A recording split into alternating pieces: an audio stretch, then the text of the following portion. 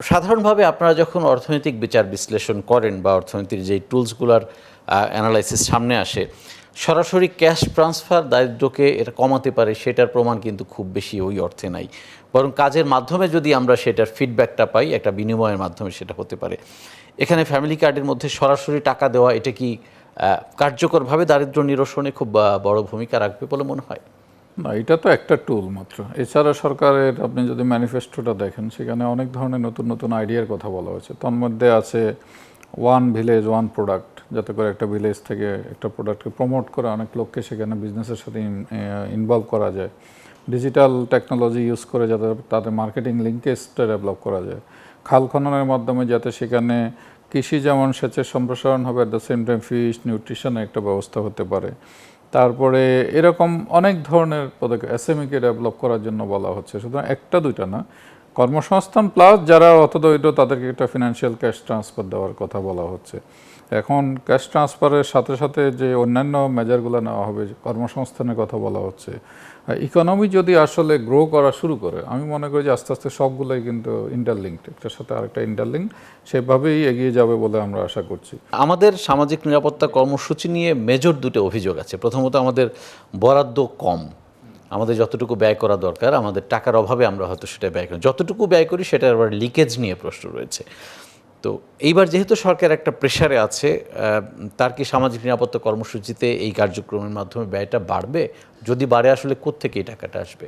না, কোত্থেকে আসবে সে চিন্তা তো আসলে করতে গেলে অনেক কিছু হিসাব করতে হবে। কিছুটা হয়তো বড় করতে হবে, কিছুটা রেভিনিউ আয় বাড়ানোর চেষ্টা চলছে, রাজস্ব আয় আগের চেয়ে টার্গেট ফুলফিল করা যাতে বিদেশি উৎস থেকেও কিন্তু নেওয়ার চেষ্টা করছে। সুতরাং চেষ্টাগুলো চলছে। এখন সেগুলোর মধ্যে প্রায়োরিটাইজ করা একটা ইস্যু থাকবে, আমি কোন জায়গাটায় বেশি দিব। সেক্ষেত্রে সরকার প্রায়োরিটি হচ্ছে ফ্যামিলি কার্ড, সেখানে হয়তো আরও বেশি বরাদ্দ থাকবে। অন্যান্য জায়গায় হয়তো কিছুটা কমানো হবে। তবে একটা জিনিস হলো যে লিকেজটা কমানোর জন্যই আসলে এই ধরনের ইউনিভার্সাল একটা কথা বলা হচ্ছে, মানে সিস্টেমে যাওয়া হচ্ছে যে সব ফ্যামিলিকে এই কার্ডটা দেওয়া হবে। তাহলে এখানে ধনী দরিদ্র ছোট বড় এমন কিছু থাকবে না, যার পাওয়ার কথা সে পাওয়ালো কিনা এই ইস্যুগুলো আর থাকবে না। তবে যে চ্যালেঞ্জটা রয়ে গেছে যে ইমিডিয়েটলি যে এক্সিস্টিং প্রায় 70-80-90টার মতো প্রোগ্রাম আছে, সেগুলোকে কমিয়ে অন্তত খুব মিনিমাম লেভেলে 10-15টাতে নিয়ে আসা, তার মধ্যে যাতে করে মিউচুয়াল এক্সক্লুসিভ হয়। তো রাইট। আমরা যদি এডিপি ইস্যুতে আসি, সরাসরি আপনি নিজে এখানে কাজ করেন। আমাদের সবশেষ 8 মাসের যে বাস্তবায়ন, এটা একেবারেই হতাশার একটা চিত্র। সম্প্রতি জিডি থেকে যেই আউটলুকটা প্রকাশ করা হয়েছে, সেখানে বলা হচ্ছে যে জ্বালানির ঘাটতির কারণে আমাদের বাস্তবায়নটা আরও ধীরগতি হতে পারে বা আরও কমতে পারে। আসলে এত দুরবস্থা নিয়ে আমরা এগুলো, আমাদের প্রবৃদ্ধিটা কোত্থেকে আসবে, কিভাবে আসবে? 1 বছর 2 বছর তো একটা ট্রানজিশনের মধ্য দিয়ে যাচ্ছে। সেখানে বিভিন্ন রকম মেজার নেওয়ার চেষ্টা করা হয়েছে যাতে করে এডিপির বাস্তবায়নটা আরও দ্রুত গতি করা যায়। কিন্তু অ্যাট দ্য সেম টাইম এটাও চেষ্টা করা হয়েছে প্রজেক্টগুলোকে আর একটু ফার্দার স্ক্রুটিনি করা হয়েছে, আর একটু চেক অ্যান্ড ব্যালেন্সের ব্যবস্থা করা হয়েছে।